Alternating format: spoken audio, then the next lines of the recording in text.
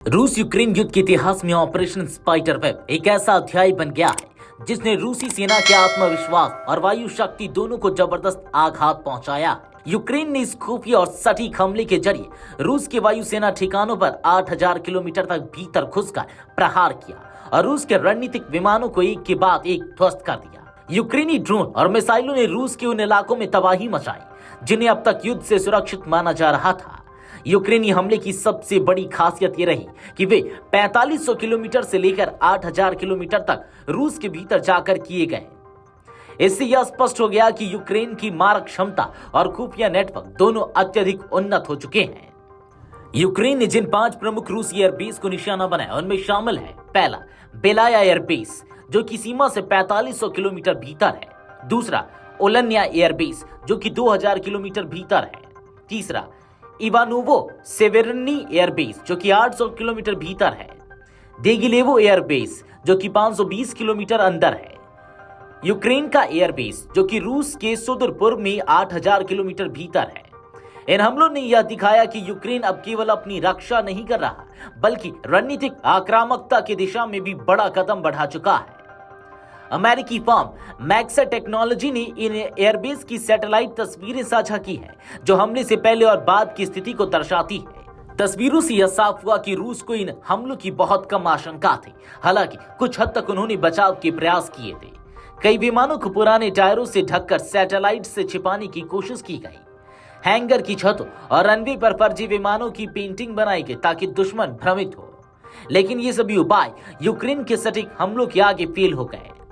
यूक्रेनी हमले में रूस के कई अहम सैन्य विमान तबाह किए गए, जिनमें शामिल है Tu-22M। ये रणनीतिक बॉम्बर दुश्मन के एयर डिफेंस को नष्ट करने के लिए इस्तेमाल होते हैं।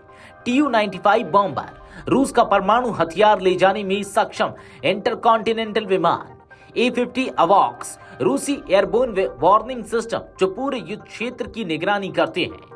IL-78 टैंकर हवा में अन्य विमानों को ईंधन भरने वाले टैंकर। ओलनिया एयरबेस पर हुए हमले के बाद आसमान में घना काला धुएं का गुब्बार छा गया, जो भारी विस्फोटों का संकेत था। यूक्रेन ने इवानोवो सेवेरनी एयरबेस पर रूस के दुर्लभ A-50 अवॉक्स विमानों को नष्ट कर दिया।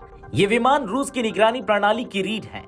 विशेषज्ञों के मुताबिक एक A-50 विमान की लागत करीब $330 मिलियन होती है और इसकी क्षतिपूर्ति करना बेहद कठिन है। देगिलेवो एयरबेस पर IL-78 टैंकर विमानों को निशाना बनाना यूक्रेन की रणनीतिक चाल थी, जिससे रूस की लंबी दूरी की वायु अभियान क्षमताएं प्रभावित हुई। वहीं यूक्रेन का एयरबेस पर Tu-95 जैसे महत्वपूर्ण बॉम्बर को नुकसान पहुंचाना रूस की परमाणु नीति के लिए एक चेतावनी है। इस हमले ने रूस की सैन्य रणनीति को ही नहीं बल्कि आत्मसम्मान और मनोबल को भी गहरा झटका दिया है। रूसी सेना के भीतर अफरा तफरी मची है और यह सवाल उठ रहा है कि आखिर सुरक्षा प्रणाली इस हमले को क्यों नहीं भांप सकी। विशेषज्ञों का मानना है कि रूस ने न केवल सैन्य तौर पर बल्कि साइबर और इंटेलिजेंस स्तर पर भी रूस को मात दी है। ऑपरेशन स्पाइडर वेब एक हाइब्रिड वॉरफेयर की मिसाल बन गया है, जिसमें तकनीक, ड्रोन, जासूसी और रणनीति का अद्भुत समन्वय दिखाई दिया। अब बड़ा सवाल यह है कि क्या ऑपरेशन स्पाइडर वेब इस युद्ध को एक नए मोड़ पर ले जाएगा। रूस के पास अब 2 विकल्प हैं, या तो वह और अधिक आक्रामक प्रतिक्रिया दे या फिर यूक्रेन की बढ़ती क्षमताओं को स्वीकार कर युद्ध विराम या बातचीत की दिशा में बढ़े। हालांकि वर्तमान हालात को देखते हुए रूस की तरफ से जवाबी कार्रवाई की आशंका प्रबल है, खासकर जब देश की प्रतिष्ठा दांव पर लगी है।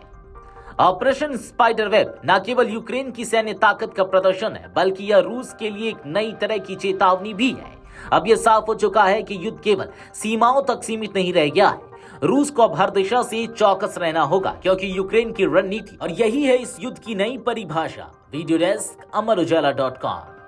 अगर आप ये वीडियो YouTube पर देख रहे हैं तो हमारे चैनल को सब्सक्राइब कर बेल आइकन दबाएं और Facebook पर देख रहे हैं तो हमारे पेज को लाइक करें।